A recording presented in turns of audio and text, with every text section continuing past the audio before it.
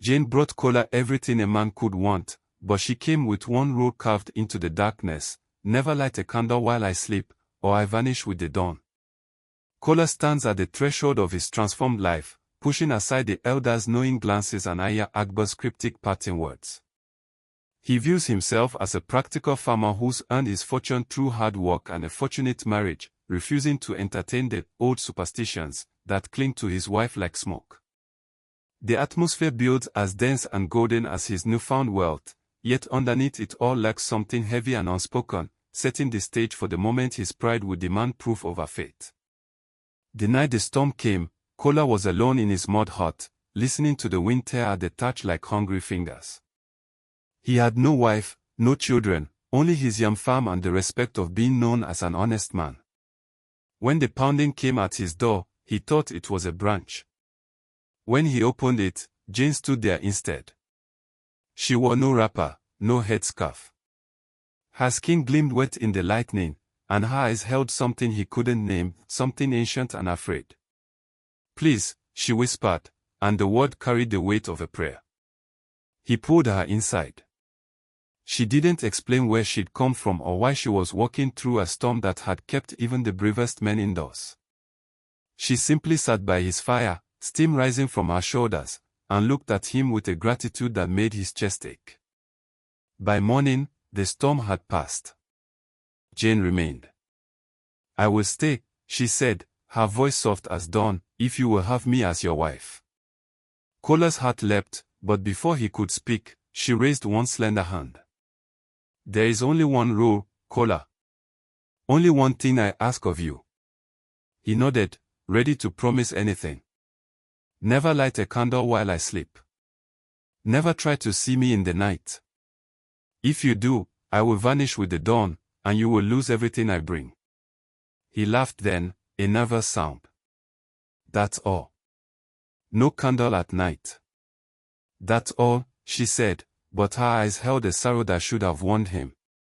He married her the next day under the old Iroko tree, with Ayah Akbar watching from the shade, her face unreadable as stone. The first yam Kola pulled from the ground after Jane became his wife was the size of a newborn child. He stared at it, dirt still clinging to its perfect, unblemished skin, and called for her. She came, wiping her hands on her wrapper, and smiled as if this were the most natural thing in the world. "Your hands are blessed now," she said simply. Within a moon, his farm had transformed. Yams swelled fat and golden. His cassava roots grew thick as a man's thigh. Even the weeds in his compound seemed to bloom with purpose. Neighbors who had once greeted him with casual nods now bowed low. The village headman invited him to sit in council. Women who had never noticed him now watched Jane with narrow eyes and Kola with something close to hunger. He built a new house, brick instead of mud, with a zinc roof that sang in the rain. He bought wrappers for Jane that shimmered like water, though she wore them without vanity. At night, they ate from clay pots filled with food that never seemed to diminish, and she would hum songs in a language he didn't recognize but that made his soul feel strangely full. "You've made me a king," he told her one evening, reaching for her hand across the table. She turned her face away. "I've made you a man with a choice," she said quietly. "Every night, you make it again." He didn't understand what she meant. He didn't light candles. He kept his word. What more could she want? Outside, the first whispers had already begun. Obi was the first to speak the poison aloud. He caught Kola at the village stream, where the women filled their pots and the men came to drink palm wine under the shade of the aqua tree. Obi leaned close, his breath sour with yesterday's drink, and said the word that would plant the seed. "Which?" Kola's hand tightened on his cup. "What did you say?" "Your wife, brother. We are all happy for your fortune, truly. But a woman who appears from nowhere in a storm. Who makes yams grow like magic. Who refuses to be seen at night." Obi shrugged, his eyes glittering with false concern. "The old ones say there are spirits who take human form. They bring wealth, yes, but at what cost?" "You're drunk," Kola said, but his voice wavered. Maybe, Obi replied. But tell me, have you ever seen her sleep? Really seen her? The question followed Kola home like a shadow. That night, he lay beside Jane in the darkness, listening to her breathe. Her breathing was too steady, too perfect. Did she even need to breathe? His heart hammered against his ribs. He thought of the candle in the kitchen, wrapped in cloth and waiting. No. He had given his word. But the next day, 3 more men stopped him in the market. By evening, even the women had begun to watch Jane with suspicious eyes, whispering behind their hands as she passed. The word witch spread like smoke through dry grass, invisible but choking. Perhaps the listener has felt this too, the slow erosion of certainty, the way other people's doubts can become your own. Sometimes the hardest promises to keep are the ones everyone else wants you to break. The invitation came on palm fronds woven with red thread, the king's summons. Kola's chest swelled with pride. To feast at the king's table meant recognition, respect, a seat among the village's most powerful men. He dressed in his finest agbada, the indigo cloth Jane had bought for him, and they walked together to the palace compound as the sun bled orange across the sky. The king sat on his carved stool, surrounded by chiefs whose bellies spoke of abundance and whose eyes spoke of envy. Kola and Jane were given seats of honor, but the honor felt thin, stretched too tight over something ugly beneath.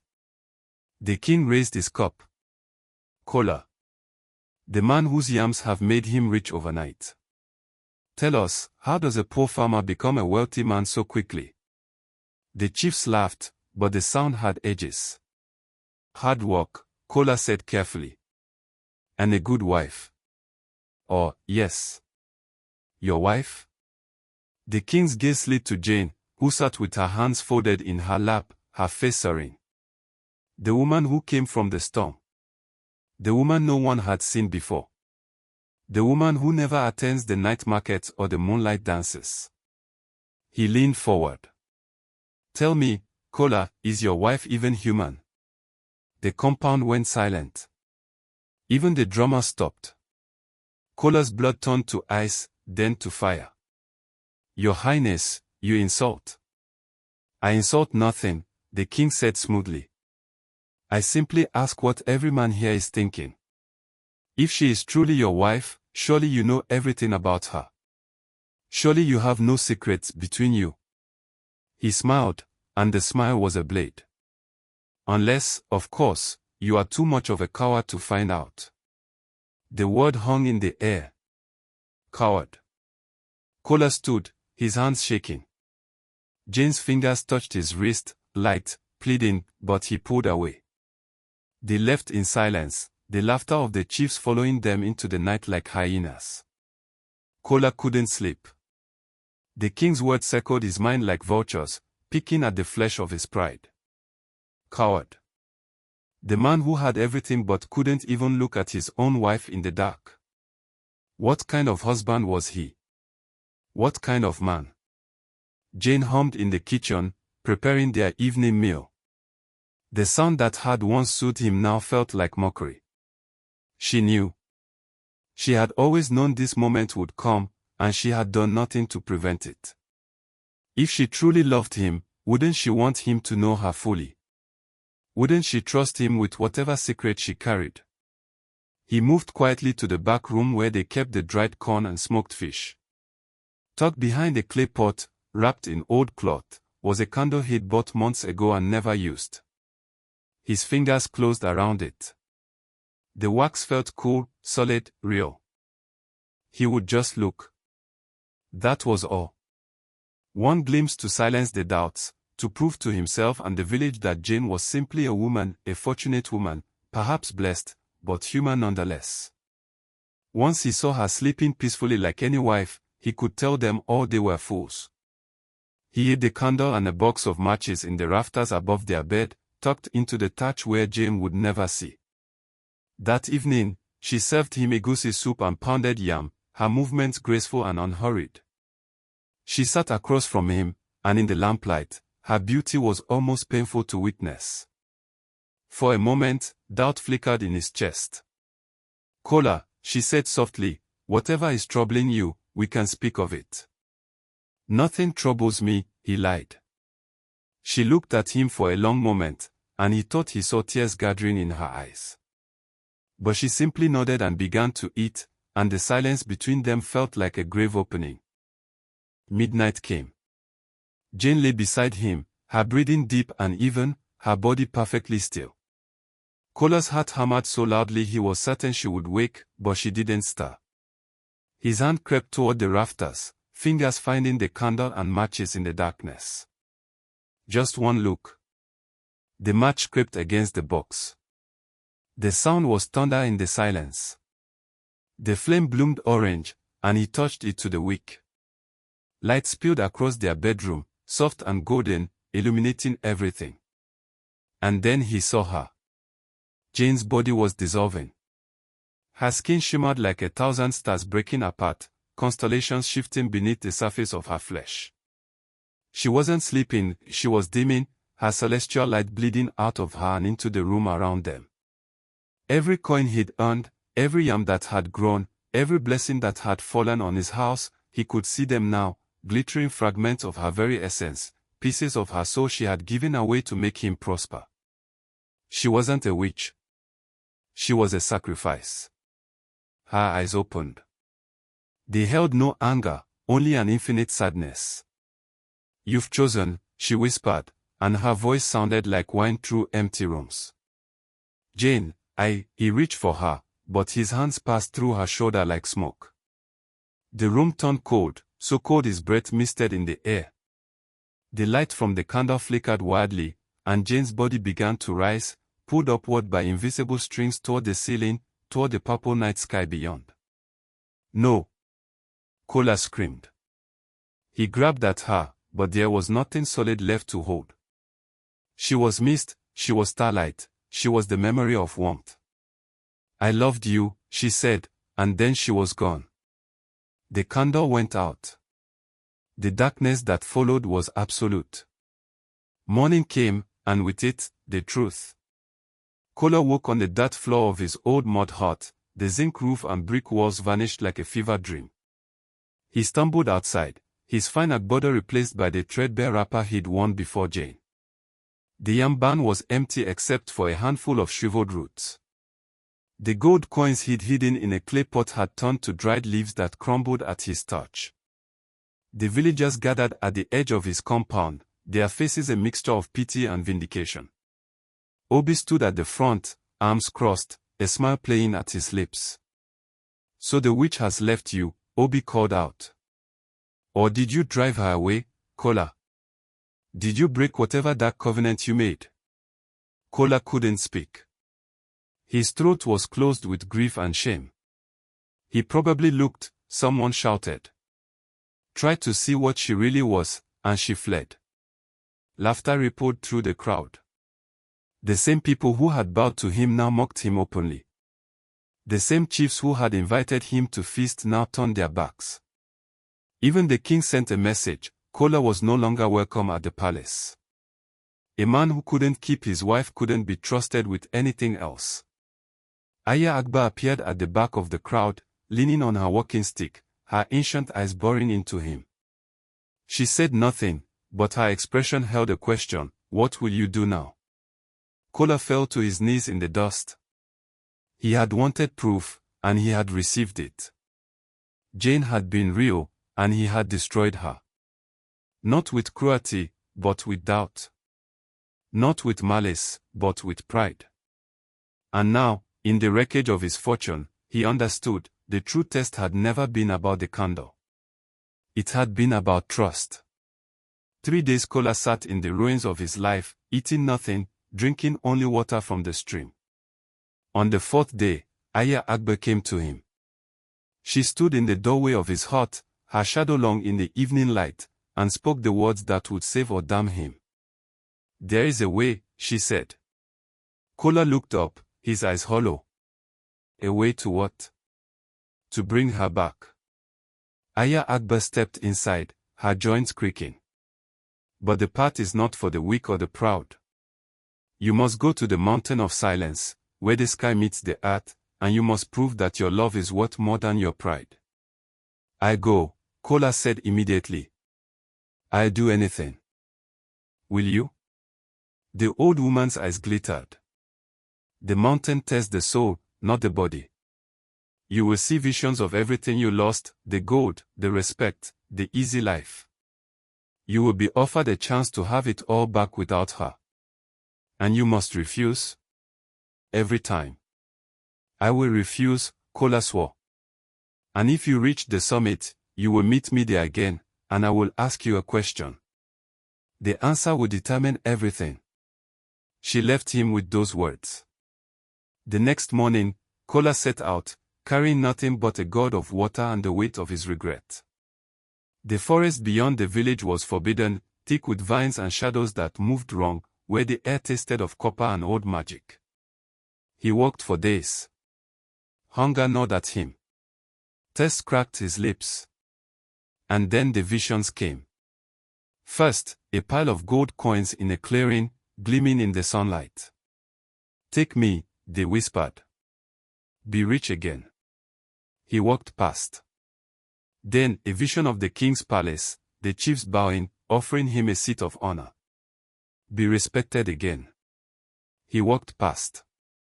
Finally, a woman who looked like Jane but wasn't, her eyes empty, her smile hollow. She reached for him. Be loved again. He walked past, tears streaming down his face. The mountain rose ahead, piercing the clouds. The summit was cold and bare, nothing but stone and wind and sky. Aya Akbar sat waiting on a flat rock, as if she had been there for centuries. Perhaps she had. You made it, she said. Kola collapsed at her feet, his body broken, his spirit raw. Please, he gasped. Tell me how to bring her back. The old woman studied him. I will tell you, but first, you must understand what she is. Jane is not human. She is a star daughter, a celestial being who descends to earth once in a generation to find a soul worth saving. She chose you, Kola. Not because you were rich or powerful, but because your heart was simple and true. Then why the row? Kola choked out. Why forbid me to see her? Because her light dims when witnessed by mortal eyes. Every coin you earned, every blessing you received, it came from her own essence. She was burning herself away to make you happy. Aya Akbar's voice softened. She would have given everything until there was nothing left. Kola wept. I've destroyed her. No. You freed her. Aya Akbar stood, her shadow falling over him. She returns to the stars to heal. But if you wish to have her back, you must accept her as she truly is, not as a goddess who makes you rich, but as a simple woman who will make you happy. No gold. No miracles. Just love. I accept, Kola said without hesitation. Then you must return to the village and live as a poor man. You must face the mockery and the scorn, and you must never speak of what she was. Can you do this? Yes. Even if they call you a fool? Yes. Even if you die poor and forgotten? Yes, Kola said, and he meant it with every shattered piece of his soul. Aya Akbar smiled. Then go home. She will be waiting. Kola returned to the village as the sun set, painting the sky purple and gold. His hut was still a ruin, his farm still barren. But sitting on the step, wrapped in a plain cloth, was Jane. She looked up as he approached, and her eyes were human now, warm and brown and uncertain. You came back, she whispered. I came back, he said. I'm not what I was. No blessings. No gold. Just me. Just you, he repeated, and he took her hands in his. They were rough now, calloused like his own. Real. Just you is enough. They rebuilt the hut together, mud and thatch and honest work. The villagers whispered, of course. Some said Kola had gone mad. Others said he'd been bewitched after all, that he'd come back under a spell. The king refused to acknowledge him. Obi laughed openly whenever they passed. But Kola didn't care. At night, they sat together in the darkness, no candles, no lamps, just the two of them and the sound of each other's breathing. And in that darkness, Kola found a light that wealth could never buy. It lived in Jane's laughter when he told a bad joke. It warmed him when she rested her head on his shoulder. It grew in the space between their words, in the quiet understanding that they had chosen each other not for what they could gain, but for what they could give. The yams grew back eventually, small, humble yams, just enough to eat and sell. They had children who played in the dust and asked why their father never lit candles at night. Because, Kola would say, pulling them close, some promises are worth keeping in the dark. He never regretted it. Not once. He had lost everything and found the only thing that mattered. And when he was old and his body finally gave out, Jane held his hand, and he died wealthy in the ways that count, loved, forgiven, and at peace. The soul's treasure, after all, is not something you can hold in your hands or see in the light. It's something you feel in the dark, when everything else is stripped away, and you discover that love, real love, was there all along, asking only to be trusted.